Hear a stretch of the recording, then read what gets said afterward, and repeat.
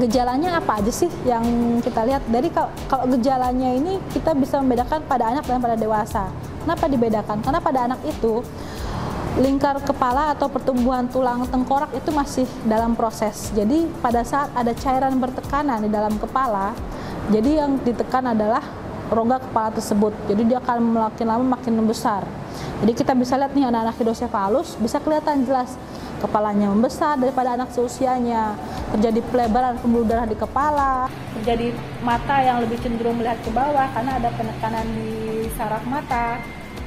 Terus kita juga melihat kadang ada yang disertai dengan kelainan-kelainan lainnya seperti spina bifida. Tapi kalau misalnya pada dewasa itu kita lihat hidrosefalus itu dia lebih menekan otak karena kan tulang tengkorak itu sudah fix, sudah ukurannya sudah pas dan tidak bisa tekan. Jadi akhirnya yang ditekan adalah otak. Jadi gejalanya pun lebih terlihat di awal tuh misalnya sakit kepala terutama pada pagi hari. Terus gangguan penglihatannya kabur atau silau dan bisa menyebabkan sampai risiko kebutaan. Terus gejala mual muntah sampai penurunan kesadaran dan kejang. Ini yang paling berat pada saat hidrosefalus sudah sangat menekan, akhirnya dia akan menyebabkan penurunan kesadaran. Jadi kalau misalnya dengan gejala-gejala tadi, itu apa sih yang perlu kita lakukan di rumah? Jadi penanganannya ini adalah segera dibawa ke rumah sakit dan nanti akan melakukan anamnesis nih untuk menggali apa sih penyebab hidrosefalusnya, mulai dari kapan mulai gejala sakit kepalanya, kapan mulai gejala pembesaran kepalanya, atau gejala-gejala yang terjadi gangguan neurologis tadi. Untuk kita cari tahu penyebabnya, apakah ini karena infeksi, apakah ini karena pendarahan, atau karena komunitas. Nah, setelah kita anamnesis, kita pemeriksaan fisik tadi, baru kita lakukan pemeriksaan penunjang. Pemeriksaan penunjang yang dulu simple kita kerjakan adalah ronsen. Kita bisa melihat adanya kalau pada anak-anak itu tulang kepalanya itu belum menutup atau melebar dan ada gambaran otak pada tulang kepala. Itu kalau kita ronsen. Tapi pada saat sekarang CT scan sudah banyak, bisa kita lakukan CT scan. Ya kan, yang pertama kita lakukan apakah itu CT scan itu jadi kita untuk melihat bagaimana sih kondisi cairan dan kondisi otak di dalam tulang kepala. Ya, kalau misalnya kita mau melihat adanya gangguan yang lain, bisa kita lakukan tambahan dengan MRI atau magnetic resonance imaging. Jadi nanti di sana kelihatan tuh fungsi-fungsi otak mana yang tertekan, ya kan? Apakah ada pendarahan, apakah ada tumor, apakah ada sumbatan, misalnya di stenosis aqueduct tadi. Nah, sampai situ baru setelah kita tahu nih, oh ini ternyata ini hidrosefalus karena obstruktif atau hidrosefalus ini yang pendarahan atau infeksi. Setelah kita tata laksana, baru kita harus membantu mengurangi tekanan intrakranialnya atau karena hidrosefalus tadi dengan beberapa tindakan. Ya, ada pilihannya itu tergantung dari diagnosis tadi. Misalnya kalau ini infeksi, apakah kita yang penting kita harus bisa mengeluarkan cairan dulu dari kepalanya supaya dia tidak menekan otak atau supaya kita bisa melakukan pengobatan untuk infeksinya. Kalau misalnya hidrosefalusnya kalau infeksi. Kalau misalnya hidrosefalusnya cairannya bersih, kita bisa langsung kerjakan ada tindakan pemasangan implan dan tidak dengan implan. Misalnya endoskopi third ventriculostomy. Jadi endoskopik ini kita lakukan menghubungkan antara ventricle dengan sistem arachnoid tadi dengan melakukan endoskopi.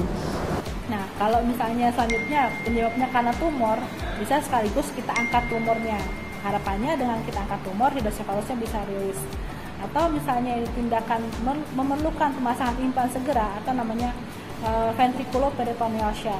Nah, itu bisa kita lakukan operasi dengan pemasangan implan untuk mengalirkan cairan otak ke rongga abdomen.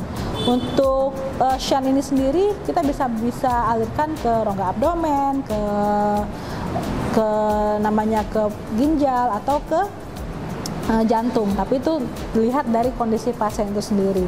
Dan harapannya dengan kita melakukan operasi atau kita mengurangi cairan otak tadi, kita bisa memberikan otak untuk bisa bernafas kembali. Misalnya cairannya tidak terlalu menumpuk dan tidak tinggi di dalam kepala bisa mendapatkan asupan elektrolit lagi, bisa mendapatkan metabolisme lagi dari cairan otak yang sudah kita alirkan tadi.